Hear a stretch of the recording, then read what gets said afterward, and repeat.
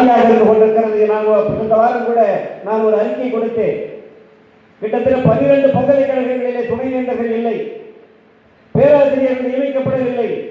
அதை உடனடியாக நியமிக்கப்பட வேண்டும் என்று சொல்லி அறிக்கையோடு மட்டுமல்ல, முதல்வர் அவர்களுக்கும் கடிதம் எழுதினேன். அதையும் நம்முடைய ஆளுநர் முறையிலே கொண்டு வந்திருக்கிறார். காலி பணியிடங்கள் அனைத்தும் நிரப்பப்படும் என்று சொல்லி, அதே போல பல்கலைக்கழகத்திலே உலகத்தரம் வாய்ந்த ஒரு கல்வியை கொடுப்பதற்கான திட்டமிடுதலை கொண்டு வருகிறோம் என்று சொல்லி இருக்கிறார். இன்றைக்கு இந்தியாவிலேயே எந்த மாநிலத்திலேயும் இல்லை 69% இடஒதுக்கீடு. அதற்கு ஒரு ஆபத்து வரம் போல் தெரிகிறது. அதை முறையாக சட்டப்படி அணுகி அதை காப்போம் என்கின்ற உறுதியை கொடுத்திருக்கிறார்.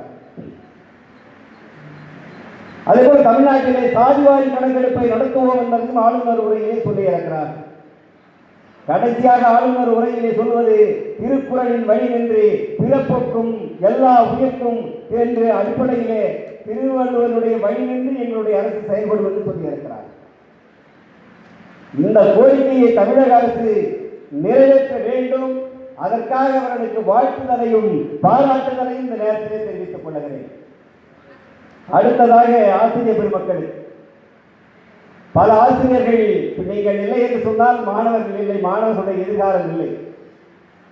நம்முடைய சம்பத்தையா அவர்களும் ஆசிரியராக இருந்தவர் தான்.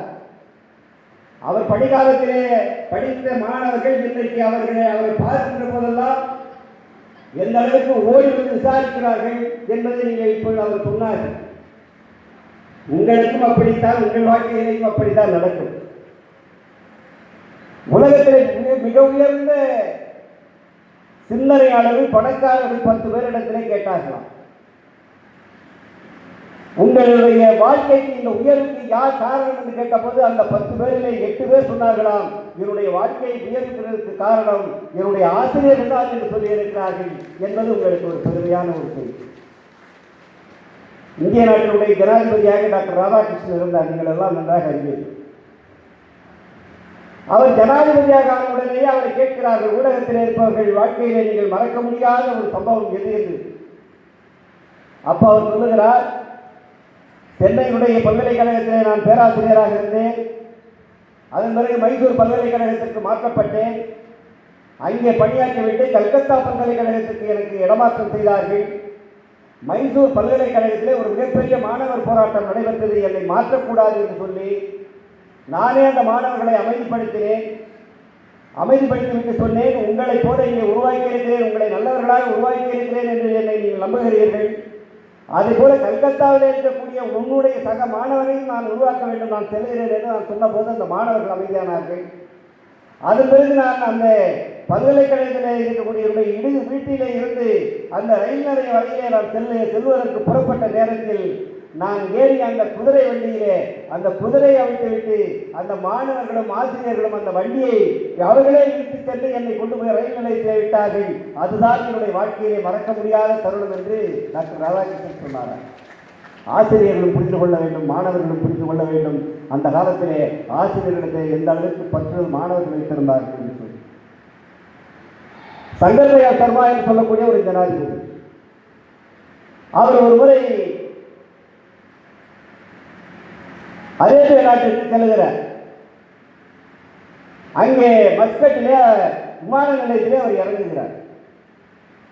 அந்த நாட்டினுடைய மன்னர், அந்த நாட்டினுடைய முறை, எந்த நாட்டிலிருந்து எவ்வளவு பெரிய தலைவர்கள் வந்தாலும் அரண்மனையிலே தான் அவர்கள் வரவேற்பார். ஆனால் அந்த நாட்டினுடைய மன்னர் அந்த விமான நிலையத்திலேயே வந்து சங்கர்தயா சர்மாவை வரவேற்றார். அவர் ஒன்றும் பெரிய ஆள் கிடையாது, ஜெகதாண்டியான பக்கம் கிடையாது, ஒரு வரலாம் இருப்பார். வந்து வரவேற்கிறார்.